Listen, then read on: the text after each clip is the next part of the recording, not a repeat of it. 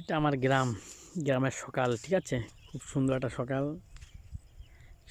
সব দিকে কুয়াশা আর কুয়াশা ভরে গেছে। পাশে ছোট্ট একটা নদী, বয়ে গেছে জল, সঙ্গে কচুরিপানা ভরা। এত কুয়াশা বর্তমানে খুব কমই দেখা যায় আমাদের গ্রামের মধ্যে।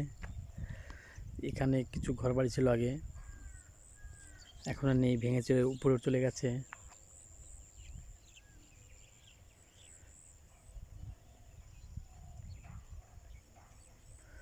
সব দিকে চারিদিকে কুয়াশা আর কুয়াশা। সত্যি খুব সুন্দর একটা সকাল। এখানে আর সর্ষে লাগিয়েছে, ছোটো ছোটো ছোটো, এখনও ফুল আসেনি।